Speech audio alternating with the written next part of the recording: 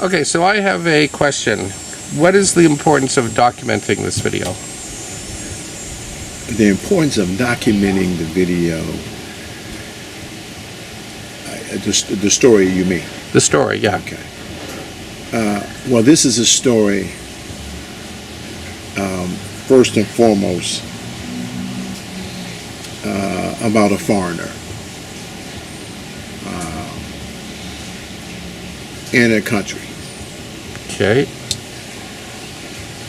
I am an African American, ironically, of Nigerian descent,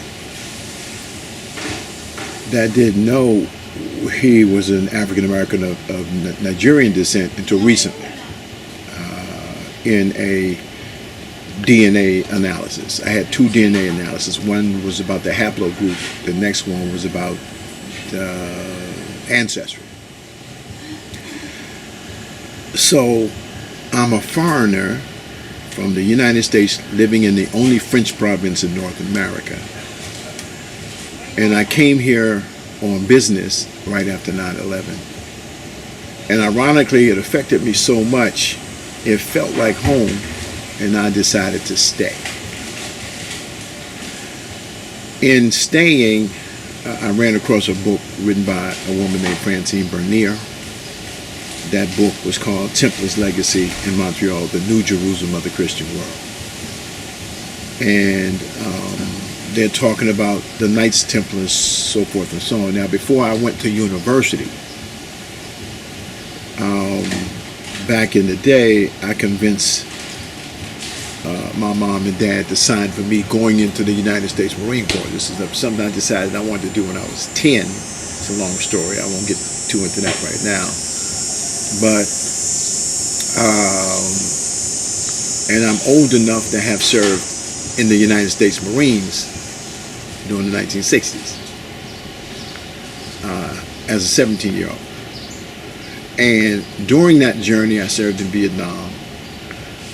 I went to Cuba.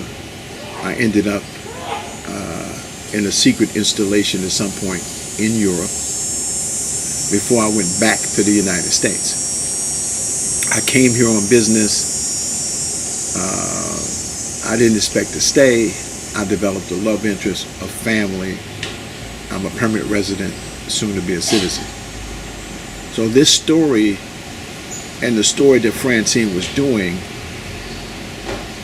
made me look at myself in a journalistic kind of way, not journalistic, but journalistic kind of way. And I saw myself as a Templar, as a Knights Templar. Why do you think of yourself as a Knights Templar? You know, betrayal, all these kind of things. So I started researching this story. And when I researched this story, it took me took me back about 5,000 or 6,000 years. It's an amazing story, and it brought me back to Quebec. And how does your research sort of influence your current life? Like, how do you have an affinity to it? I'm living it. I'm living a story that seems to be a recurring ancient story of exploration, finding, and also settlement. It's a story about migratory routes, international trade, and immigration. Normally, I think, and I don't know what the history of African Americans immigrating to Canada, or African Americans immigrating to the only French province in North America. French became an interesting curiosity for me. This French in Quebec is a little different than French in France. French in Quebec involves a group of people called the Québécois, or the Québécois. And normally you don't hear about this. So most of what I was looking for as a secret to my own existence was hidden in the French Québécois culture. During our discussion before, you mentioned a few times Mansa Musa. How does he influence your thinking? Well, my last name is Moss, M-O-S-S. And Moss is an Egyptian name. in Burkina Faso, there's a group of people called the Mossi, Mossi. And in secret kind of things, if you move the letters around, if you take the I off, if you take one of the S's off, it's a long story. It ties itself back to a bloodline. And then this Mansa Musa person is also associated with a mysterious person named Prester John. Prester John, after further research, is not a person, an individual person. Prester John is a position, an office, a designation of an individual. That's more than one person. So Mansa Musa, when I did my research, was holding the title of Prester John at the same time. I actually met some people who went to see Prester John, and they documented that journey. And one of those people that went to see Prester John, or Mansa Musa, when he was Prester John, they became colleagues. That person was a Norman. And in seeking whatever the Vikings were out to seek, these two people met in North Africa. So the Normans had conquered Sicily during the Middle Ages, during the 10th, 11th century, had conquered Sicily, come across the Mediterranean Sea into North Africa, and they named North Africa the Kingdom of Africa. That was a relationship between the Muslims and the Normans. Mansa Musa was a Muslim. Although he was an African, they adopted the customs and the language of Islam. It's a very interesting story. And I traced that story all the way back to the founding of Ville-Marie, which is the current day Montreal. It's a fascinating story. It is documented. It's more than just a griot version of the story. I have documentation. And for some reason, I don't think anybody has really connected these dots together quite like that. At that time, the North Africa, the Maghreb, the Levant, I guess you over into the Levant, was considered the Barbary Coast. That was a haven for pirates and all kind of things going on, especially when there was a war between Spain and Portugal. My family is Portuguese and Lebanese. My daughter has my ancestry, which makes her part Nigerian. It's a very interesting story. That's a recurring story. Now, if you look at what's going on right now with migration and all these kind of things, it kind of borders on, I don't want to call it slavery, kind of borders on human trafficking. If you look at what's going on right now between Russia and Ukraine. That is a recurring situation. That, because slavery didn't start in Africa, it started really in Northern Europe. Slavery, Slav, so forth and so on. A lot of the way we view history is distorted. Now, when you put the coffee in here, coffee becomes a viable economic resource that's widely traded. Maybe 500 billion cups of coffee are drunk every day on the planet. 500 billion cups of coffee. And in the process of developing something that's very unique, I have a roaster hand together. I have a blend of coffee. We're using Arabica beans, which is the best beans on planet Earth. And we have something called Melange Maison, which is our own unique blend. Melange Maison 2021 AD. Okay, people like to get something out of a story. What do you think you have to offer people that would interest them, that would make them interested in your story? Because they would want to feel that they would benefit from your information. What can you give them? Well, there is a synergy to all things. You know what I mean? Oftentimes, what you're feeling, what you're thinking about, somebody else is doing the same thing.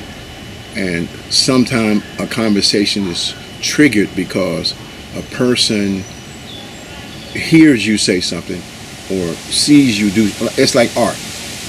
You see a piece of art, or you hear a piece of art, or you are creating a piece of art. It's like going to a place, and you get to that place and you see that there's somebody else already there.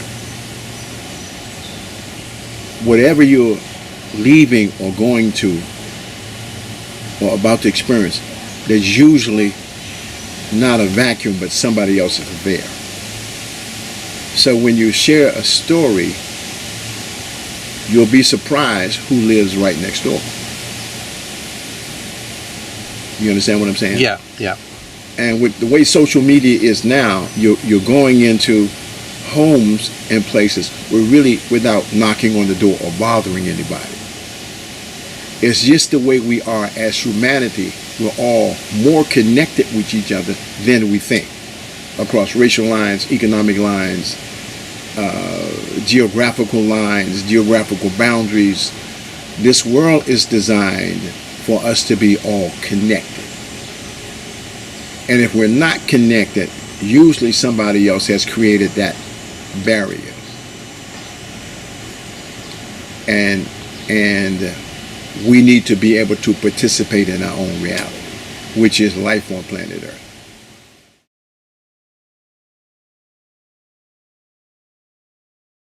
So you mentioned you had a piece that you wanted to read. Can you read that to me, please? The piece that I mentioned to you? Yes. Okay, I really know this by heart. Okay. But I was watching Toni Morrison's piece with these artists at the Louvre, and I'm gonna read this piece. I wrote this, some time ago when I was in the United States. It's called An Ancient Legacy. It goes like this. I apologize for not being able to write this in the dialect of our ancestors, for they've left us a legacy that we refuse to sense. There, like a hurricane with winds so faint they cannot be recorded, but whose force could tear down the most intellectually structured human-made object.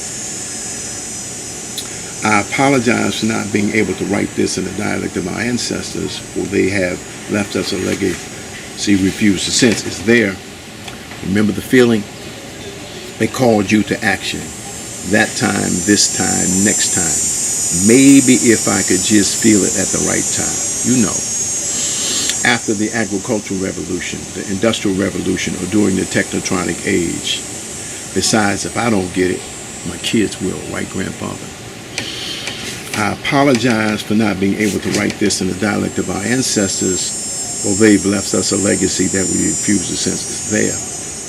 Like love is there, and I can vaguely see its history and slightly hear its voice ring out, echoed through endless corridors of concrete, glass, and brick. From a different time, space, and dimension. It's there, and it's there, and it's there. Listen. I mean, really, really listen. I apologize for not being able to write this in the dialect of our ancestors, for they've left us a legacy we refuse to sense. It's there. And what am I trying to say? Like love is there, and I can vaguely see its history and slightly hear its voice ring out, echoed through endless corridors of concrete, glass, and brick. From a different time, space, and dimension. It's there, and it's there, and it's there. Listen, I mean really, really listen. What this is, although I wrote this before I came to Montreal, this is what happened to me when I settled in Montreal. The foreigner felt like he was home. This young lady is my next in line. For the most part, she thinks I'm her assistant, but actually she is my assistant. This is my daughter, and her name is Stephan. Lady Michelle Moss. Can you say hello to Michelle? And we have been doing film together since she was about 2 or 3 years old. And I have some of that recorded for posterity. And she is marvelous. She is what level are you swimming on now? I was swimming on 6, but I was good, so I passed 2 levels. So now I'm going to 8. She's going to level 8. I became a really good swimmer in the Marines, taking a combat swimming course. This young lady right now, at 10 years old, has taken advanced life-saving techniques. She plays the piano. She's very smart, and she's the future. Her mother is, you met her already. So this is the product of both of us. And we just found out recently that we have Nigerian ancestry.